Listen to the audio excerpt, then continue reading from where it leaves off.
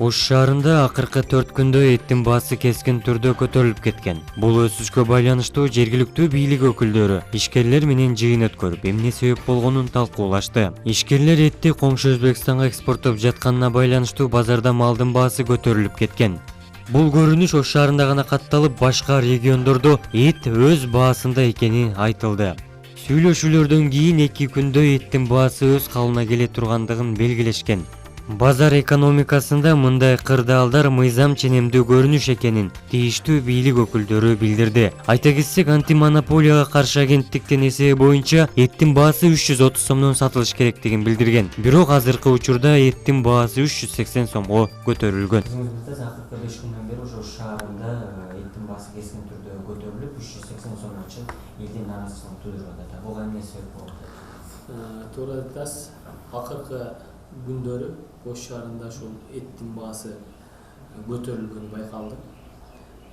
Ал боюнча бизге ушул шаардын тургундары, шаардын жашоочулары, меймандары бизге кайрылып атат. Ушундай соц тармактардан, башка жактардан ушундай эттин баасы көтөрүлүп кетти. Ким көзөмөлдөйт аны, ким ал эттин баасын түшүрөт деген суроолор келип түшүп атат. Эми башынан айтып койсом мен, негизи бул рыночный экономика деп коет. Рыночный экономикада атаандаштык болот. Атаандаштыкта ушундай атаандаштыктын негизинде баалар келип чыгат да. Бул рыночный экономика, эркин экономика деп коет. Ол чыкканда биз бааны мисалы сиз картошка эгип базарга алып чыгып, сиздин картошкаңыздын өздүк баасын аныктап туруп, анан ошонун үстүнө өзүңүздүн проблемаңызды коюп туруп сатасыз. Сизде эч ким 20 сомдон сат, сени эч ким 5 сомдон сат, сени эч ким 2 сомдон сат деген акысы жок. Бирок биз ага карабастан бүгүнкү күндө Ош шаардык мэриясы иш-чара көрүп атабыз. Бүгүн эле ошол бардык эт сатуучуларды, ошол эт менен алектенген ишкерлердин бардыгын мэрияга чакырдык, сүйлөштүк, түшүндүрдүк. Алардын дагы маселелерин уктуп, анан бир чечимге келдик. Эми кескин баанын өсүп кетишин биздин ошо эт менен алектенген ишкерлер айтып атат. Биздин коңшу мамлекетке эт кирип атат. Андыктан базарда малдын баасы өсүп кетти. Бирок ушул эле малда бизде райондордо, Ноқат районунда, Өзгөн районунда, Алай районунда эттин баасы шаарга караганда арзан. Биз ал маселени дагы коюп атабыз. Эмне үчүн арзан? Алар айтып атат, ушул райондордо көбүнчөсү малдын, мындайча айтканда, кыргыз тилинде айтканда кунажындарды союшат. А биз шаарда конкуренция көп болгон үчүн биз сапаты жогору өгүздөрдү соебуз деген талаптарды коюп атышат да. Ошондо өгүздү сойгондо кымбат түшөт. Кунажын койгондо сойсо арзан түшөт эти. Бирок өгүздүн этинде сөөгү азыраак болот, кунажын этинде сөөгү көбүрөөк болот деген талаптарды коюп атышат.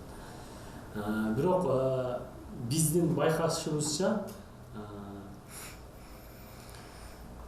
буларда ошондой бизде мындай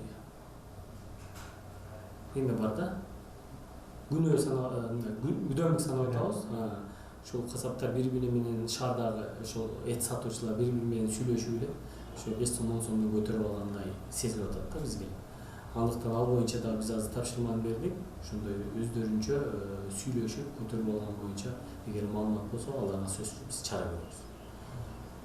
Андан кийин бизде бул бааны көзөмөлдөй турган антимонополияга каршы агенттик бар. Ал агенттик да бүгүн жыйынга катышты. Ал агенттик айтып атат, биздин эсеп боюнча ошол базардагы бүгүнкү күндөгү эттин баасы 330 сомдон сатылыш керек деп. Себеби алар эсептейт да, өздөрүнүн хронометраждары бар. Мал канчага алынды, ал мал союлуп касапка келгенге чейин канча расход кетти, сатылганда канча расход кетти, канча налог төлөндү, анан сырткары канча прибыль калды. Ошону эсептеп чыгарып берди. Бизге азыр 330 сомдун тегерегинде болуш керек эле деп атат. Биз бирок ошол сатуучулардын дагы немелерин, проблемаларын эске алып, элдин социалдык муктаждыгын эске алып, бүгүнкү күнү биз баарыбыз бир келишимге келип, ошол Ош шаарында 340 сомдон ашырбай турган бааны кое турганга келиштик. Ал боюнча протоколго дагы түшүрдүк. Только неме күнү 4-2 күн убакыт коюп бергиле бизге деди. Себеби 2 күн биз ошо кымбат алып алган эттерибизди сатып алайлы. 2 күндөн кийин өздөрү сөз беришти. Ушул 340 сомдон ашырбай сатабыз.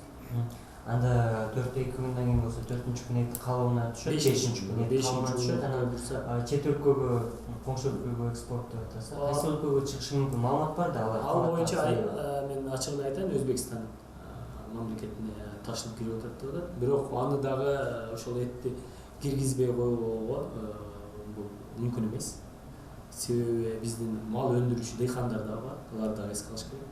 Алар дагы малын сатыш керек. Аны дагы эске алышыбыз керек. Экспорт бул, мен ойлойм, экспорт бул жакшы нерсе. Ага чектөө киргизбеш керек деп ойлойм. Бул менин жеке оюм. Рахмат. Чоң рахмат.